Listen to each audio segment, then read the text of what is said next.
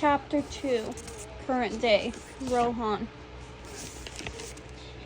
It had been 11 years since Rohan had learned of the genie in a lamp, and he was still enamored with the tale. Perhaps because its telling was soon punctuated by a pivotal time in his life, or because it seemed almost implausible, which made him wish for it even more. When Mama had told Jafar and him the story, Rohan had known exactly what he would wish for.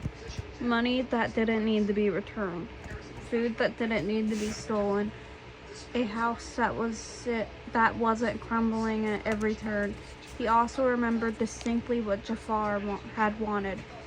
Even if he had never voiced it aloud, Rohan had seen it in the way Jafar's gaze had darkened and strayed to Baba's room at the back of the hall. Rohan shuddered at the memory now, barely moving out of the way when a maid hurried past. He hadn't needed a genie after all. Now they had coins in abundance, food stocked by servants, a house that was several times the size of their old hovel, clothes no longer stiff with patches. Rohan regarded it all with a deep, troubled sense of guilt. He remembered wanting that lamp so deeply, so desperately, that when his wishes came true after Mama's death, it almost felt as though he had traded her for them. And now their house was so large that the emptiness was almost tangible, even if it was masked by servants bustling down the halls, scribes rushing out the door, and a parrot's squawk rising above but hubbub. No pieces of Mama remained, not her few treasured necklaces, not her old shawl that always hung on the back of the chair, not even her books. If Rohan did have a genie, he would use one wish to bring his mother back, one to make his father a better man, and the last to eradicate the shadow in his brother's eyes. When Mama had told them the story of the golden scarab, she had really been telling Rohan to watch over Jafar, to keep the family together, which was why, though Rohan was aware there would be no wishes left for him, he would be content because he'd be doing the wishing. And that made him feel, in a way, almost as powerful as Baba.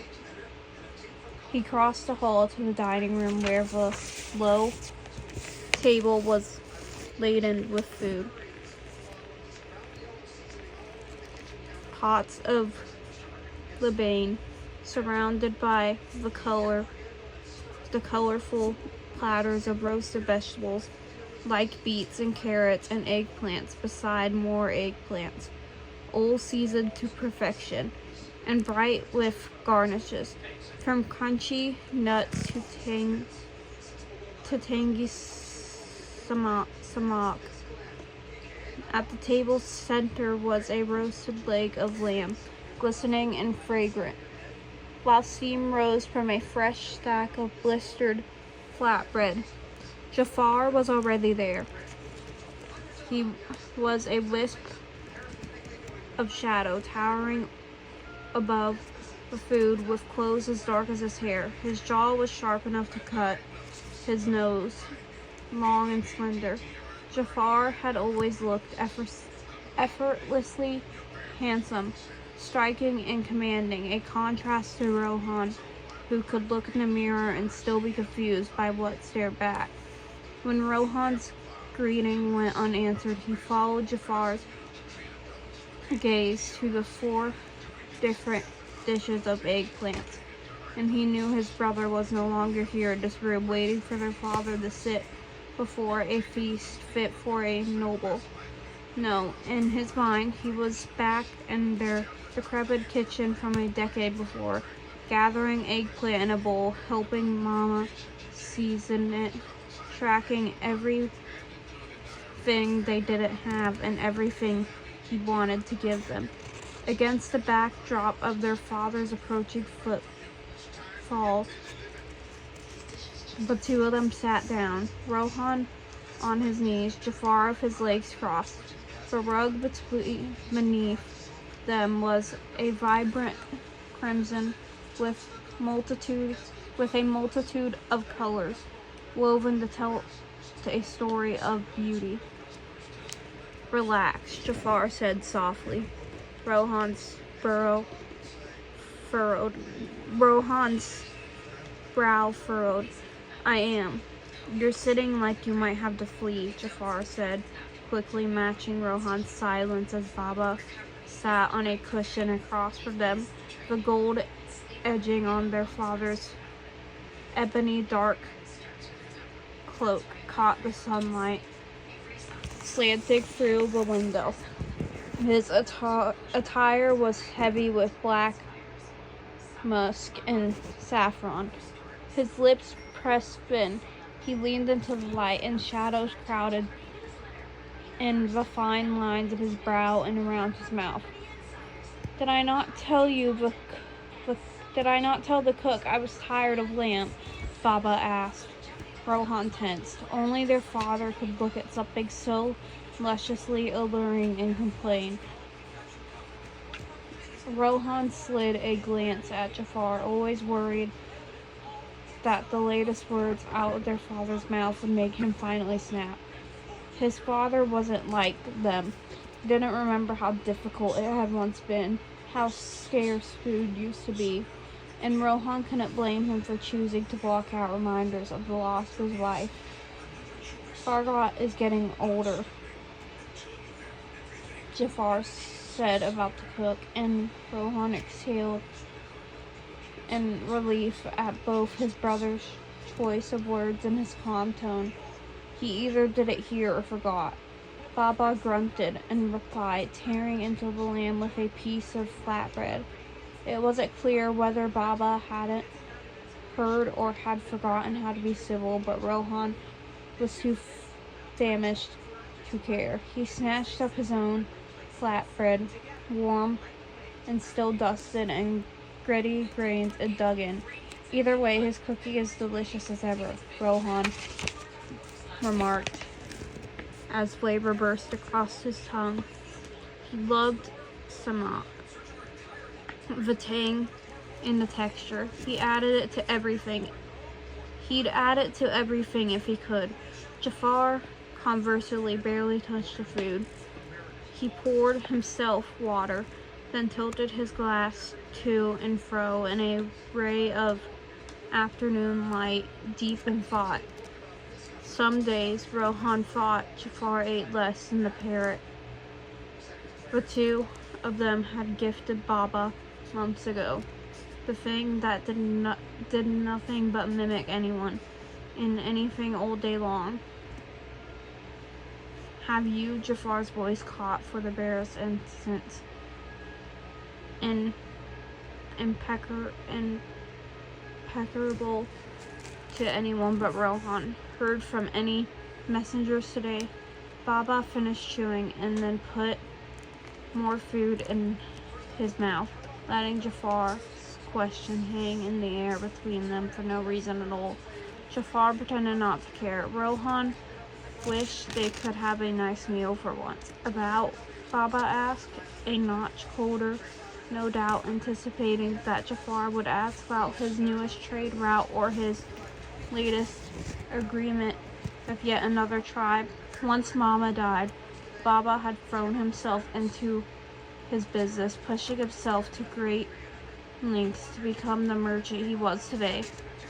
Jafar had a great deal of opinionated input about every aspect of it, some of which Rohan had overheard and thought made very good sense. But Baba was, well, Baba. He was One of those people who believed wisdom only came with age and thought being older was simultaneous with being an elder. In short, he wasn't fond of Jafar's ideas. My scholarship, Jafar said at last with a cautious glance at Baba. Fortunately, it seemed Jafar wasn't interested in discussing business and having a fight today. But Baba wasn't paying him any attention, still chewing away while eyeing the spread around them with far more interest than an ordinary lunch warranted. He finally swallowed, his mouth dipping into a slight frown, the barest display of concern. I don't believe so. The concern was gone in an instant, leaving one to wonder if Baba had ever cared to begin with. And when Rohan looked at Jafar, he paused. Perhaps it was the glare of the sun through the window making it hard to see, but Rohan thought he saw the same darkness in his brother again. A darkness that made Jafar look cold, distant, almost evil. That expression was partly the reason why Rohan had his own qualms about Jafar's scholarship, but he felt for his brother just then. It was maddening to witness a fractured relationship that could so easily sing with perfection, for Jafar never asked for much, nor had Mama. Rohan himself had never asked for much. I see, Jafar said, disappointed, wrapped in the terse delivery of the words. Baba was set in his ways, and slowly Jafar was cementing his own. Rohan would simply do what he could before it was too late. I must say, this lamb is perfectly, Rohan began cheerily, but faltered when Jafar set his glass down as a resounding thud. Tender. Baba, Jafar said. Rohan recognized that tone and bared himself. Is it your meaning about that new deal happening today? The words were bait, and Rohan swallowed, knowing Baba could not resist. It is, Baba replied, oozing with pride. I'll be securing a new trade route and a new line of coin by the next moon. It's between you and the son of Bani Jerry Chief, isn't it? Jafar asked, a level of calming settling over his voice. The Bani Jari tribe, Rohan racked his brains to remember, was as unforgiving and relentless as the desert heat. The sun, Baba scoffed. Why were you hoping to school me? In fact, the sun is immovable and hates every part of this. I know, just as I know that the father is too senile and too tired to do anything but agree with our terms. It's especially helpful as the proposal can only be touched by the chief and me, and is soon to be signed for post-tree. I never school you, Baba, Jafar said softly. A stranger might have mistaken his tone for chagrin, but Rohan knew better. It was a sardonic sort of gentle, almost pitiful. Baba knew better too. His nostrils flared, his bright eyes twitched. Jafar's strength lived and breathed in his braid, which was evident in the way he'd helped root trade lines, how he'd suggest a strategy cleverer than the brute force during a skirmish, how he formulate a method to keep perishable goods cool for longer periods of time by hanging damp breeds. Baba's business could never have grown to what it was without Jafar, and Baba's sin was that he never once appreciated Jafar's insight. Jafar didn't give Baba time to explode.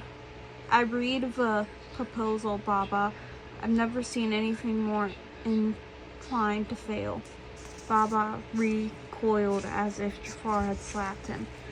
It's riddled with holes, the largest of which is the fact that the chief of Bani Jari and his son share the same name. So that the elder dies, the son will regain on your deal, and you'll be left to pick up the pieces. Your men should have seen that, Jafar continued, because now you won't be securing anything. I wouldn't be surprised to learn that the son took matters into his own hands and buried his father already. Jafar leaned back and tossed a cube of hamali into his mouth. Unfazed by Baba's temper, quickly shifting from its usual simmer well nigh to boiling. You'll have to be more careful, Baba. Sons can be deadly sometimes. Rohan didn't think commenting on the lamb would do any good just then. A line pulsed in Baba's jaw, and it was unclear if he had bitten down into a bone or if the sound was grinding of his teeth. And then he rose and settled his problems the way he did best, with violence.